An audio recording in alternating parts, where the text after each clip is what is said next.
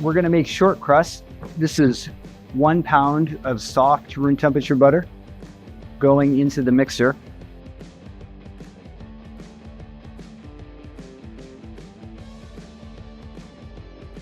And then 1 1/3 cup of powdered sugar. So right now I'm making a big batch for the restaurant. So if you wanted to make a small batch for home, it should be about probably 8 tartlets. You would use 1/4 pound of butter, 1/3 cup of sugar, 1 1/4 cup of flour, and 1 egg yolk, plus maybe a tablespoon of milk. All right, I'm going to start it off on low, because if I start it off on high, it's going to be powdered sugar everywhere. Just a pinch of salt, it's a teaspoon. And then once all the powdered sugar has been absorbed, you can turn up the speed and cream it. All right, I'm going to stop and scrape it down. Make sure everything is doing looks.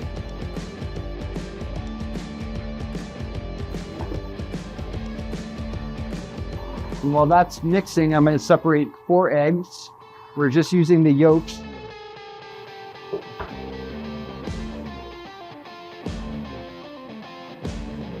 They can go in 1 at a time. And I'll stop and squeeze it down 1 time. So we're on low speed. Now we're going to add 5 cups of flour, 1 by 1. And we're going to alternate each addition with a tablespoon of milk.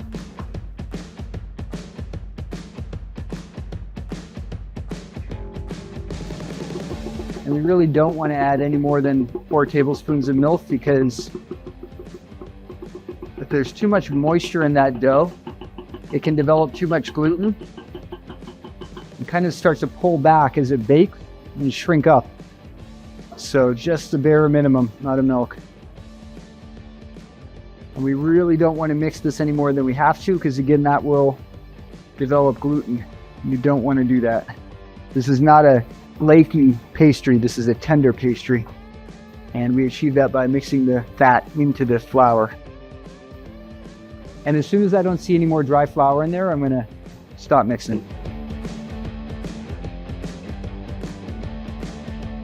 This is basically cookie dough.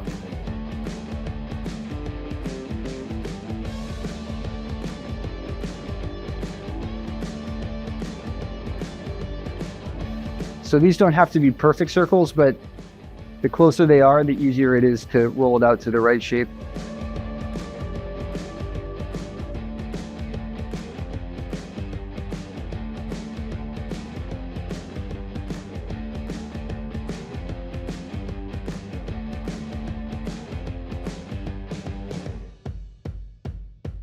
If you do get some of this crumbly stuff, you can just squeeze it, and the heat from your hand will want to solidify it again. For me, anything from about 53 grams to maybe 58 is acceptable. Going bigger is no problem, because we can always reuse the scrap 1 time, but obviously going too small is not good. So these are going to go into the cooler for 30 minutes before I roll them out. So the tart dough has rested for half an hour, so it's ready to be rolled. I don't want to add even 1 extra speck of flour that I don't have to, because it changes the recipe. I put exactly how much flour as we wanted. If we put any more, it could dry out. So until it actually starts sticking to the table, I'm not going to add any more. But it's firm. It's been in the fridge. So I'm just going to start by flattening it with my hand, and then rolling pin. And I'm only rolling in the middle 1/3 of it. Then I'll rotate 1/3 of a turn. Again, only rolling in the middle 1/3.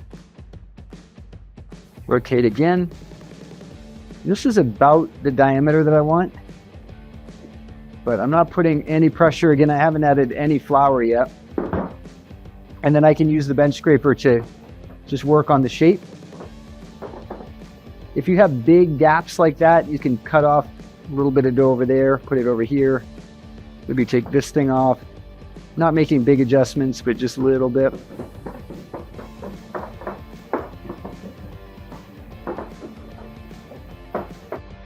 Now, because I'm going to flip, I am going to add just a little bit of flour, but not much.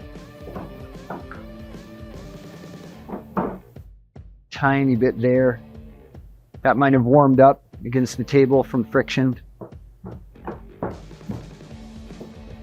And it's the right diameter now. I just want to make sure it's level.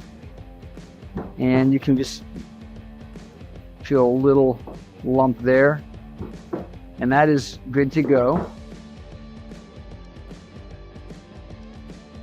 Now remember, your hands are warm, so handle this as little as possible. Set it on top. And we're just ever so gently kind of nudging it so that it falls into the center of that ring. Once you have this kind of shape, then you can get a little more aggressive about forcing it down there. And I'm going to push it all the way till I feel the table. Okay, now I have a right angle between the wall of the ring and the table. And now I can start flattening out the sides. And this is ready to go. So I'm going to chill this down again for another half hour, just because it's warmed up. I'm not going to dock it or anything. When I'm baking it, I'll check it halfway through baking, and if I notice any bubbles, then I can pop those then, but otherwise this is ready to be baked in half an hour. Because of the butter, it's pretty stiff. I'm just going to trim that and then bake it. And I'll save this. I can re-roll it one time before it gets too dry to use. This is ready to go into the oven.